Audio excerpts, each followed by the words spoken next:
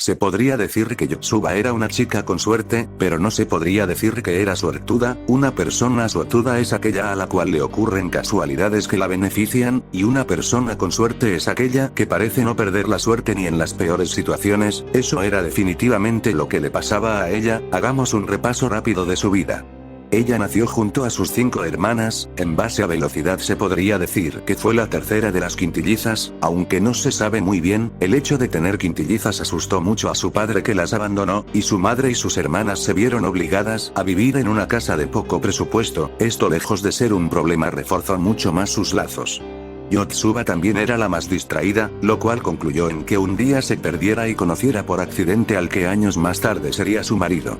Otro golpe de suerte sería que su madre se casara con un oficinista multimillonario cuando ella tenía unos 13 años, que básicamente las trataría como princesas el resto de su vida. Algo frío de carácter, pero buen padre a fin de cuentas. Yotsuba también se unió al equipo de baloncesto, y aunque no se puede decir que fuera una jugadora perfecta, perdió solo 17 de los 56 partidos que jugó en su período deportivo, y por si fuera poco nunca enfermó o cometió alguna falta que terminara en un tendón roto. ¿Os acordáis del niño que mencioné antes? Bueno, se volvieron a ver en el instituto. Por razones de la vida él terminó como su profesor de clases particulares, y aunque todas las hermanas, Yotsuba incluida, se enamoraron de él, solo Yotsuba consiguió conquistar su corazón. Y ya cuando se casaron, y lo cuento, hija de un millonario y con unas notas medianamente aceptables, su puesto de trabajo en un lugar de alta clase era básicamente obligatorio. Y así la vida siguió y siguió, como si la mano que dicta el destino siempre estuviera de su lado. Pero sabes, una historia feliz siempre tiene algún giro de tuerca que le saca de su sitio a más de uno. Es lo que se conoce como plot twist. Para celebrar su 5º año de matrimonio, Futaro y Yotsuba planearon un viaje en crucero. Era una travesía sencilla, saldrían de Japón y llegarían a la península ibérica. Calculaban que sería un viaje tranquilo de unos 14 días. Yotsuba naturalmente invitó a sus hermanas, y a su padre. Por su parte, Futaro invitó a su padre y su hermana. Sin embargo, ellos tuvieron que negarse, pues no tenían una buena situación económica y no querían aprovecharse de la amabilidad de la familia Nakano. El viaje en el crucero comenzó un lunes por la mañana, y toda la trayectoria se mantuvo en relativa calma. Los siguientes 3 días, las conversaciones entre Futaro y las quintillizas eran lo que cabría esperarse, temas de negocios y viejos recuerdos de la universidad. El viaje parecía ir bien para Yotsuba y sus hermanas. Un dato curioso, ¿sabían que aún existen ataques piratas? Naturalmente ya no son como en el pasado con las viejas leyendas de Barba Negra y compañía. No, ahora son ataques más serios en barcos más grandes, y se dan sobre todo en zonas marítimas poco frecuentes. Para ser más difíciles de rastrear, habría que tener mucha suerte para encontrar alguno, y mucha más para sobrevivir a una emboscada. Los horarios del crucero también eran bastante estrictos. De 12 de la noche hasta las 5 de la mañana estaba terminantemente prohibido moverse por el barco. Todas las habitaciones debían cerrarse con llave, y se mantenían vigilados los pasillos las 24 horas con cámaras de seguridad. La vigilancia del personal también era constante. En la cubierta se podían encontrar marineros, algunos ex pertenecientes al servicio militar, armados con fusiles M4, y en las zonas de habitaciones también eran fáciles de encontrar guardias de seguridad armados con táseres, o una pistola de mano. Por supuesto, estos solo tenían permiso para usar sus armas en caso de que sea estrictamente necesario. Pero el punto aquí radica en que el crucero en general era una zona altamente protegida. Aún así, Yotsuba era una muchacha a la cual no le daba por pensar mucho las cosas, y cuando le entró el hambre en mitad de la noche se despertó, agarró las llaves del bolsillo de la chaqueta de su padre, y salió rápidamente del camarote. Las cocinas del barco no estaban muy lejos de su habitación, y en ese momento pensó que siendo de noche, y con la velocidad que ya tenía por los entrenamientos de baloncesto, podría evadir la visión de las cámaras. Cuando llegó a las cocinas del barco encontró la puerta abierta. En verdad los cocineros no se preocupaban por comprobar si se había cerrado bien la cerradura, simplemente pensaban que siendo un barco con tanta seguridad, nadie sería tan ingenuo como para ir a la cocina por la noche. Por suerte para Yotsuba, ella sí era tan ingenua y con un pensamiento similar a si nadie lo ha intentado nunca, entonces no se esperaran una primera vez. Tal vez, si hubiera analizado bien el escenario, debería haberse preguntado por qué no se encontró a ningún guardia guardia de seguridad en los 4 pasillos previos a las cocinas, o porque el sonido de las olas chocándose contra el barco se escucha más bien como sonidos de disparos, pero simplemente esa no era su necesidad, y no le dio importancia. Solo llegó a las cocinas, tomó unos cuantos postres, y miró con cara de sorpresa la gran cantidad de agua que entraba por la puerta que hace unos minutos solo era una puerta de entrada.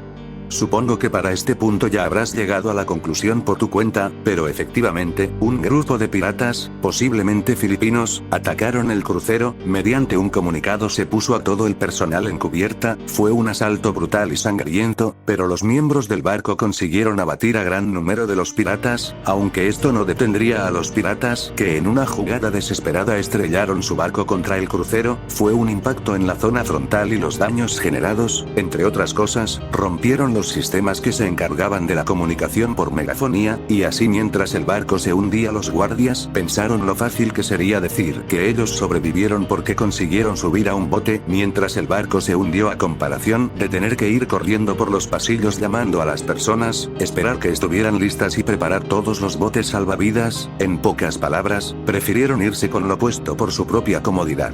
Por supuesto, el sonido de un barco chocando contra otro no es algo que pase desapercibido, y cuando gran parte de los pasajeros se despertó y fue a cubierta para ver qué había sucedido, los guardias ya hacía un buen rato que se habían marchado. Ante este final, algunos lloraron, otros se echaron las culpas entre ellos, incluso hubo quien simplemente lo aceptó. A todo esto, la situación de Yotsuba no es que estuviera mucho mejor, tenía el agua al cuello literalmente, debido a la forma que había tenido el barco de hundirse lentamente. Se había formado una burbuja de aire en la cual se encontraba luchando por mantenerse a flote, y mientras movía sus brazos pudo notar un pequeño cosquilleo en la pierna. Aunque su primera reacción fue asustarse, se calmó cuando se dio cuenta de que solo eran las llaves de su habitación, y lo que fue un susto momentáneo se convirtió en uno permanente. Cuando Yotsuba dejó su habitación, también cerró la puerta con llave, pensando que si algún guardia de seguridad pasaba a revisar se podría encontrar con la puerta abierta y tomar medidas por ello, lo que quería decir que su padre, su marido y sus hermanas estaban encerrados y seguramente con el agua hasta el cuello también. La quintilliza sacó fuerzas de donde no tenía e ignorando el agua helada y las presiones del mar, tomó una bocanada de aire, se impulsó en la pared y fue nadando lo más rápido que pudo de vuelta a su habitación. Recorrió los 4 pasillos en completa oscuridad y con una temperatura que fácilmente oscilaba entre los 10 grados centígrados, solo para llegar a la que creía era la puerta de su habitación. Introdujo las llaves y giró con tanta fuerza la cerradura, que las llaves se partieron. La rabia que Yotsuba acumulaba por su despiste se juntó con la impotencia que sintió y se manifestó en un ataque de patadas continuas a la puerta. Incluso pudo sentir como sus pies sangraban por cada golpe que daba contra esa puerta de metal, pero si conseguía salvar a su familia entonces valdría la pena. Al final el efecto de sus golpes sumado a la corrosión que generó la sal marina en las bisagras de la puerta le permitieron echarla abajo, e impulsándose con sus manos en el capitel pudo llegar hasta una burbuja de oxígeno que se había formado en la parte superior del camarote. El alivio de estar a salvo en la habitación pronto se convirtió en pena cuando notó que ella era la única en la burbuja de aire, y fue aún peor cuando vio flotando el reproductor de música de Miku con las baterías descompuestas. Eso era señal de que conforme se había llenado de agua la habitación, tal vez sus hermanas habían intentado salir haciendo fuerza, quizás en un arranque de locura Futaro y su padre habían tratado de romper la cerradura, lo que sumado a la sal habría facilitado que Yotsuba hubiera roto la llave. El caso es que durante esa desesperación no notaron que el agua hizo contacto con los aparatos eléctricos, y como buen conductor, hubiera electrocutado a todos los presentes en la habitación, y en el supuesto de que alguno no tuviera los pulmones totalmente quemados, el hecho de que el agua entrara en los cuerpos inconscientes hubiera partido la membrana de los pulmones, liberando el aire, y haciendo que los cuerpos se hundieran. Ahora Yotsuba estaba sola, rodeada de los cuerpos de toda su familia y un agua que cada vez se sentía más cálida. Simplemente le pudo la presión y se hundió, dejó que su cuerpo se sumergiera en el agua y empezó a caminar. Pudo sentir como el agua entraba en su interior y reventaba todos sus tejidos internos, pero por norma general, una mala historia no mata a su protagonista.